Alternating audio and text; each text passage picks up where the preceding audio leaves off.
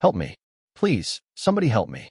The cry shattered the midnight silence as Emma Hayes collapsed in the hospital corridor, one hand pressed to her stomach, the other smearing blood across the sterile floor tiles. Her eyes widened in terror as red spread beneath her knees. Not again, please, not again. Two orderlies sprinted forward. Get a gurney, now. Seconds later, the double doors of the trauma ward burst open. Dr. Claire Bennett stormed in, mask already on, eyes sharp with focus. Vitals. BP's tanking, 68/39, Nurse Lily Carter shouted. History, Claire demanded.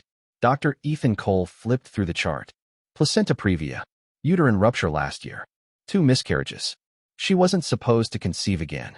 Emma's voice broke through the chaos, trembling. They said it was a miracle. I was careful. I did everything right. Claire leaned close, her voice steady.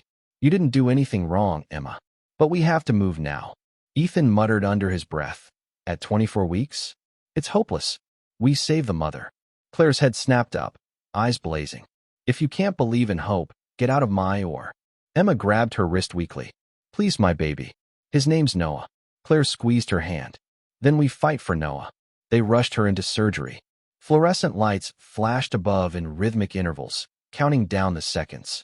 Inside the OR, alarms screamed and machines blinked like frantic eyes. She's losing too much blood, Lily cried. Clamp the artery. I need O negative now. Claire barked, her gloved hands moving fast. Ethan shook his head. Claire, this is futile. A torn uterus. A baby barely viable. Shut up and hold the line, she snapped. Emma's lips quivered. They said my body was broken. Claire met her fading gaze.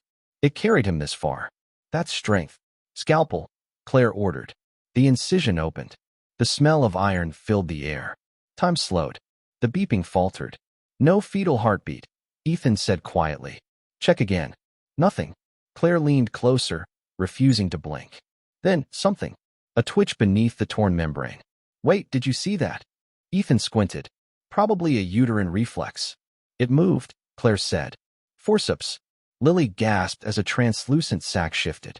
From within, a tiny shape emerged, no bigger than Claire's palm. Fragile. Unreal. Oh my God, Lily whispered. He's the size of my hand. Ethan scoffed. He won't breathe. There's no way. Claire's voice softened. Then watch him prove you wrong. She cleared his airway with microsuction, her movements slow and precise. She tapped his chest once, then again. Nothing. And then, a sound. Faint, impossibly small. A breath. He's breathing, Lily whispered, tears spilling. Emma stirred on the table, her voice slurred. Was that? Claire bent near her ear. Your son's alive.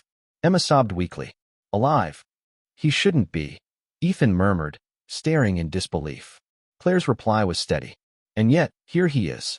They transferred Noah to the incubator. His skin looked almost translucent under the harsh white lights. The ventilator hummed softly. Beep. Pause. Beep. Come on, Noah, Claire murmured. Stay with us. The heartbeat grew stronger, each sound defying science itself. Ethan leaned against the wall, silent. This makes no sense, he said finally.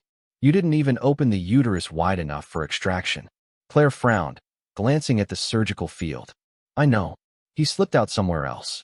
Lily froze. You mean he wasn't delivered through the incision? Claire leaned closer, voice barely above a whisper. A thin line ran across the womb, almost invisible, like a cut drawn by light itself. No, she said slowly. He came through here. Outside, rain lashed the windows.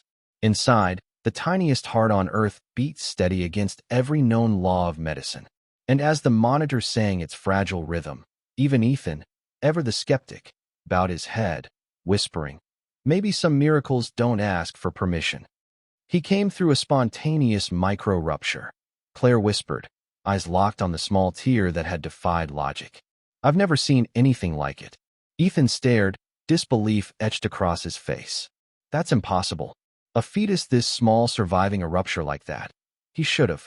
Then explain why he's breathing. Claire cut him off sharply.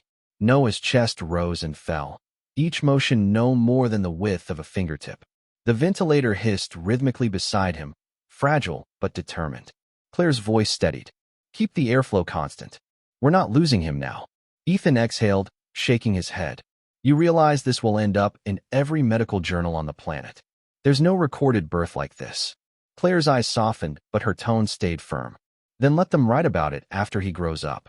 Hours blurred into one another as blood, sweat, and adrenaline merged into a haze. Layer by layer, they repaired Emma's body, stitching not just flesh but the remnants of faith that had been torn from her long ago. When she finally stirred under the dim recovery lights, her lips parted weakly. "Where's my baby?"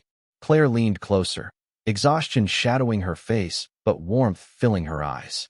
"Still fighting." Emma's throat trembled. "I felt him move when everything went dark. I thought it was goodbye." "No," Claire whispered. "That was him telling us he wasn't done yet."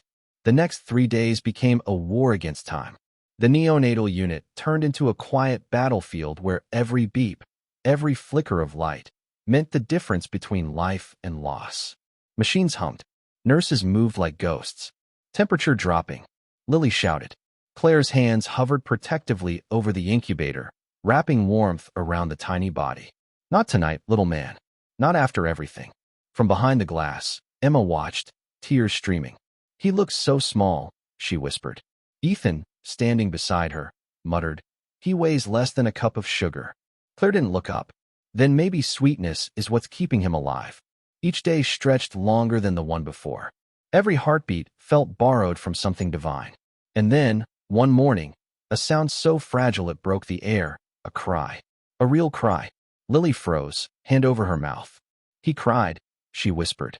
Emma pressed both palms against the glass, her whole body trembling. Claire laughed softly, tears streaking her mask. "He finally knows he's here." Even Ethan's voice faltered. "He's gaining weight, Claire. You realize we might actually send him home soon."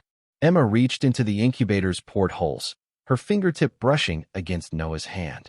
His fingers curled around hers like instinct, like promise. Claire smiled. He was born through a wound and lived through one. Maybe that's what strength really means. Weeks later, the hospital lobby overflowed with reporters.